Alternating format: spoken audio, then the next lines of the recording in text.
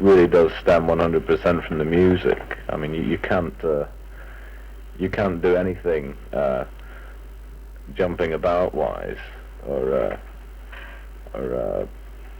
physically, and unless you're motivated by the music in the first place, you really can't. Otherwise, it just becomes like dancing or being an actor or something. It doesn't really fit into the music thing. With us, I think it does.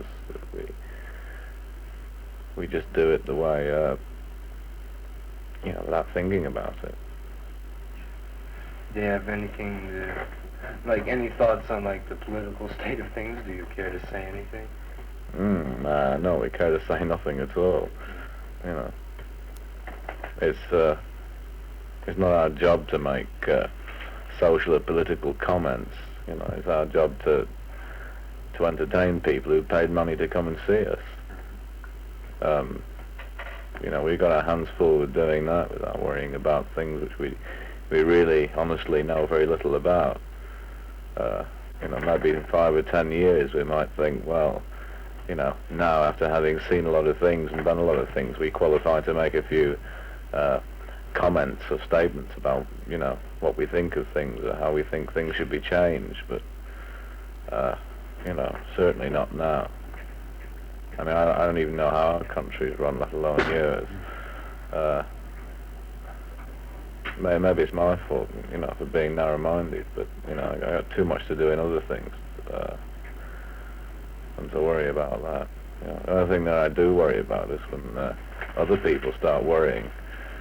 It's sad to see that there's a very weird thing going on among young people at the moment who really get wound up in something that they don't understand, and they accuse the older generation of being narrow-minded about drugs and about sex, but they really have no idea at all how narrow-minded they are themselves. They could only see themselves as other people, as the older generation see them and as I see them, and they wouldn't think it was so much fun. It worried me to play last night at the Grandee. There were an awful lot of people there who seemed to be smoking pot and lying on the floor with women in various states of sexual agitation, which, as far as I'm concerned, is a private matter. And to lie about on the floor in public, either smoking pot or doing things with women, is gross indecency and offends me intensely. I'm damned if I think I should get up on a stage and try and entertain somebody who thinks that, like it's incidental music while they grind on the floor together or something. I find it really annoying. I can understand that. That's true. People, when they come to the ballroom for any one of 3 reasons: to hear the group, because there's nowhere else to go, or to try and pick up a chick. And on different days, like Friday, Saturday, Sunday, you'll find it's a different crowd of people. Yeah, it was different tonight, to what it was last night, but there was still a fair degree of the sort of sexual and drug thing, which to me has or a lot of musical stems from those things. Well, it does from the sex thing. I don't think any good music stems from the drug thing, because it's a first-rate joke. But to actually indulge in that sort of thing while you're supposed to be listening to music, or while you're paid supposedly to come to listen to music, is beyond me. If I ever got to listen to a group, I wouldn't even take a girl with me. I don't think. I just got to listen and sit down and listen. Having done that, I'd go away quietly and feel that I'd got my money's worth. But the whole thing seems to be mixed up. I don't think they know what they're doing. They don't have their program together. No, they don't. Still, I mean, if that's their way of enjoying themselves, I suppose they deserve a couple of years to find out whether it's the right thing. I don't think it is.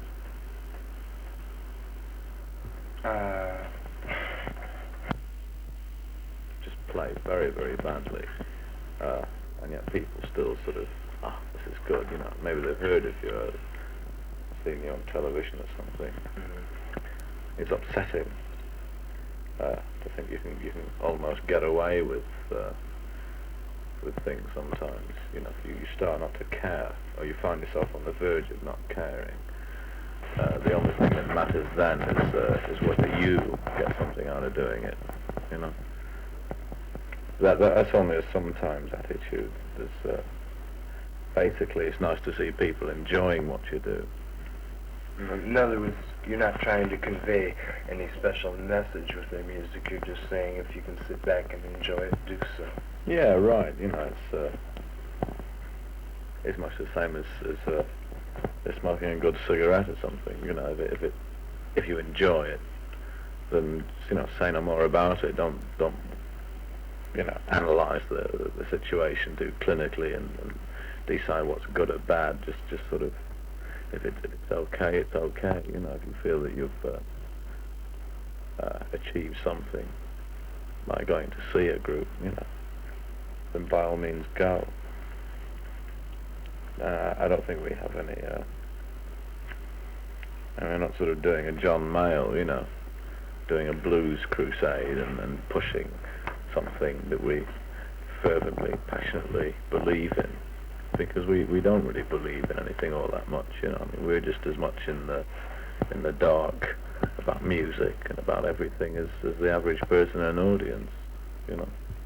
I mean, you probably know more about music technically because it's our job to know more, but you know, we don't sort of elevate ourselves to the position where we think, you know, we're going to be big superstars or anything, or we're going to be the best, the most highly rated musicians in the country. You know, I mean, if anybody, if the public should elevate us to that position, then it would be a little bit worrying.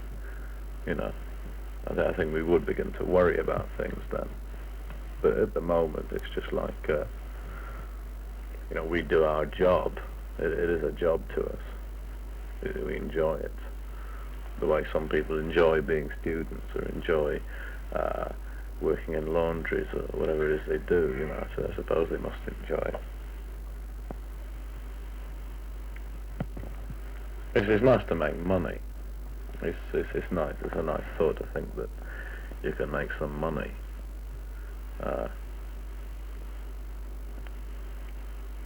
Because if you know that you're going to make some money, you don't have to worry about it. It's one less worry you've got, you know. Whereas people who really sort of can see nothing ahead of them other than earning their so much every week, you know, really do worry about it. You know, we don't have to worry. You know, somebody else is paid to do the worrying for us, which is so it is worry. On your album, are there any special cuts that you think, you know, really, really good or poorly done, or could have been better, or could have been worse, or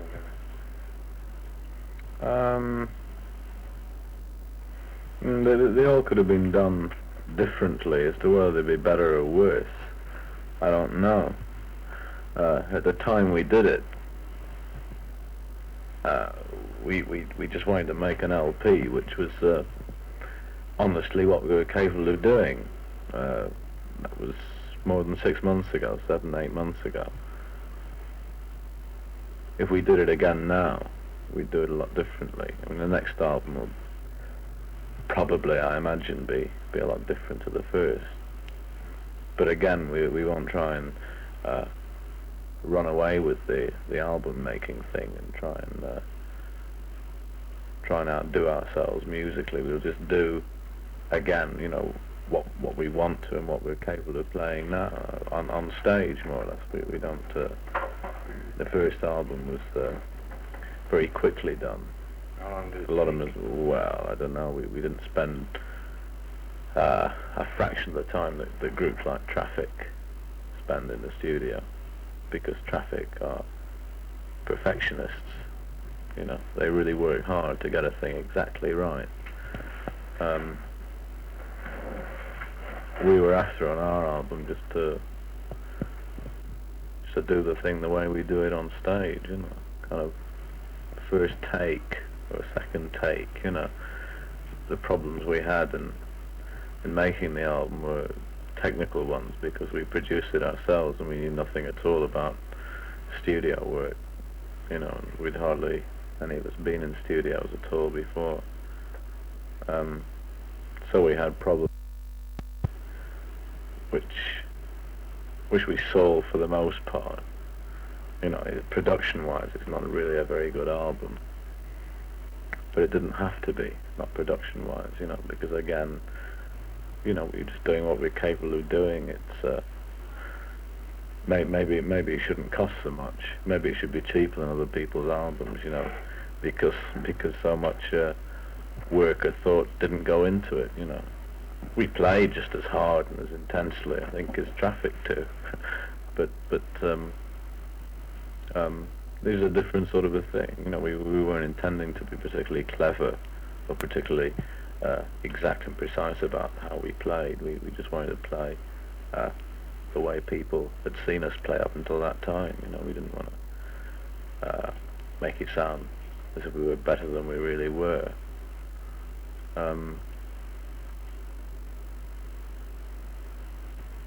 Yeah, it's all right, I suppose, you know, for a first album.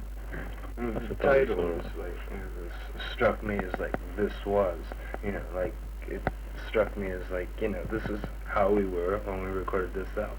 We may not sound like that on the next one. We may sound better, we may sound worse, but at the time this was recorded, this was Jethro. Yeah, well, it's is that the way? It's like, a very sort of transitory thing, you know. It's just well, you know, you said it yourself. That's what it's meant to imply.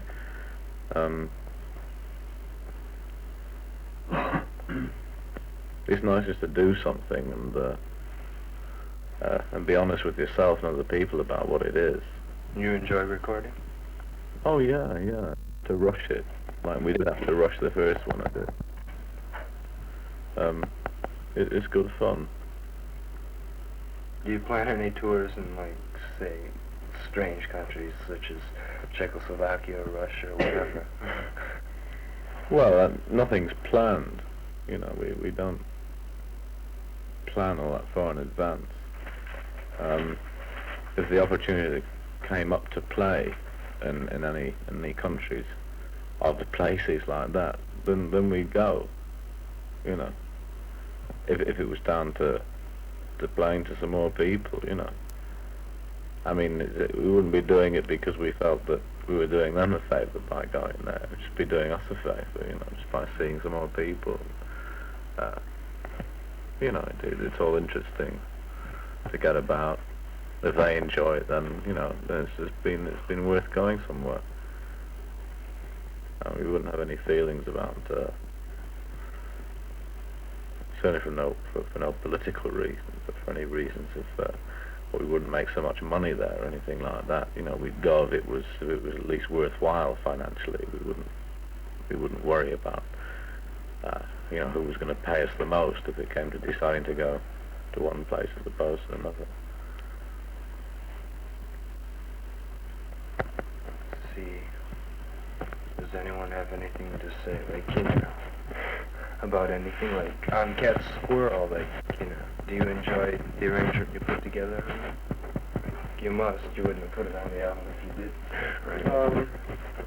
Well, it's a rather, you know, like, unusual arrangement, I think. Like I've never heard it before, and like it seems like your beat and whatever is off and on. It sounds good. You know, I like the way it's played.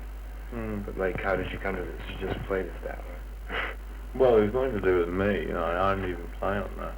That was you. No, that was Mick, the guitarist that we used to have the time we made the album. Oh no, there's been a personnel change since the album. Oh yeah. I didn't even know about that. Well, let's talk about that. I haven't read your album cover properly. That's probably what it was. Yeah. Yeah, well, no, that was just the way he played it, you know. It was like something he enjoyed playing, you know. So we did that number. It was one that was popular on stage, you know, so we did it on the album for that reason. Why did he leave the group? Any special reason?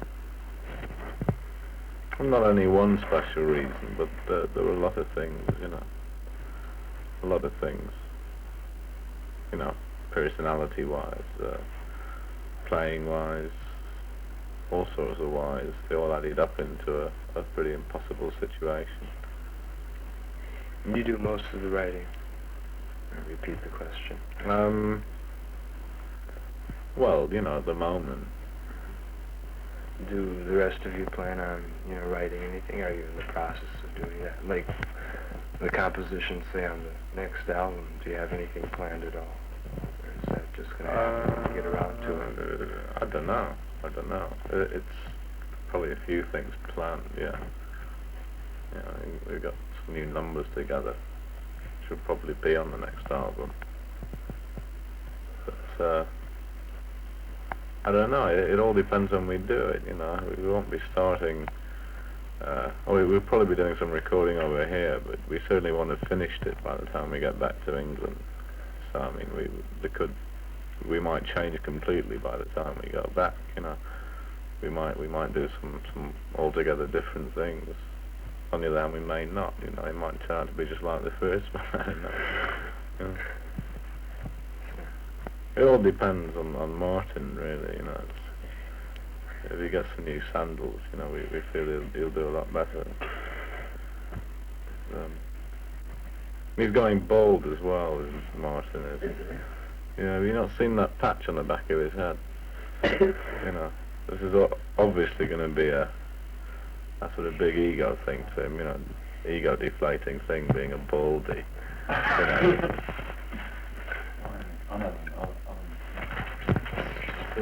Alan Ginsberg image. These all bald people are really weird. They have this thing about their ego. It must be weird.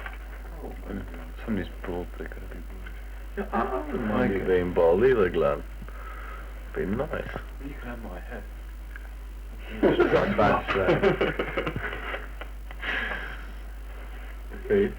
Well, that badge on your phone. Support your local police. Yeah. The clean one. Village doesn't look really nice for a ball big nose. Expecting a moon. Well, it's the same with all these album covers, isn't it? You see people on LP covers, and you think, oh my God, no, he must be a raving nutter because of the way he looks. And they come on stage and they're really quiet, sort of timid little people, you know. He really reminded me of the drummer for the Jumper Street Boys. Really? Yeah. His actions, you know. Yeah.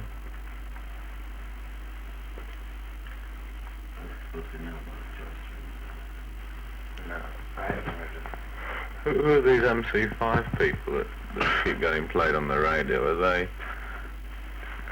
Are they good? No comment.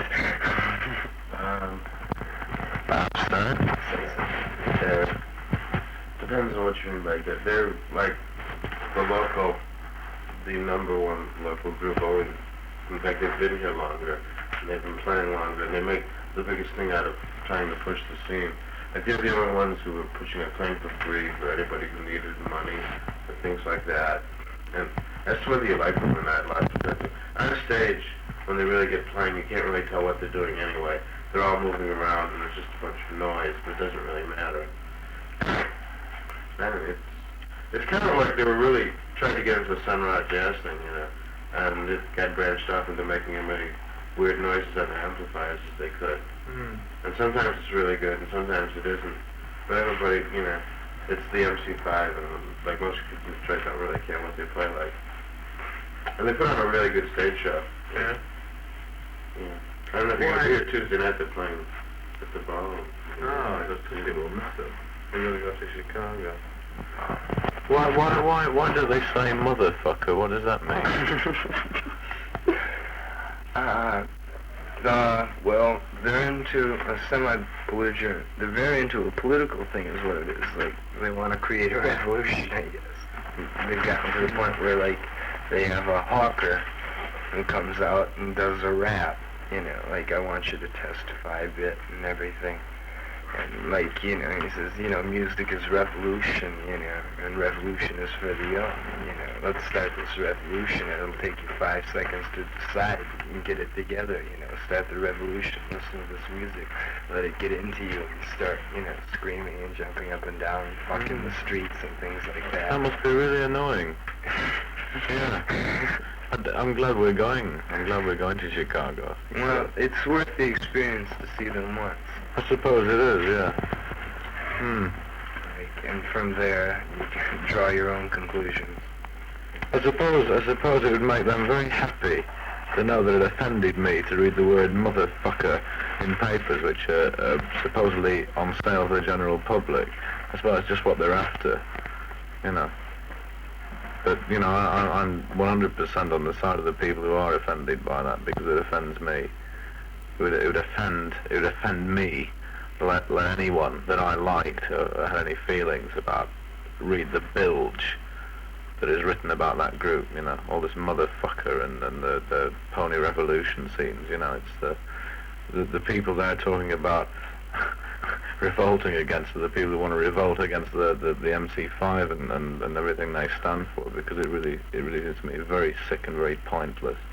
You know, they offer no solution whatsoever. It's the old story again, you know. Revolt, but against what, you know, and what are you going to do about it? Lose your champion. Apart from fucking the streets, etc., etc.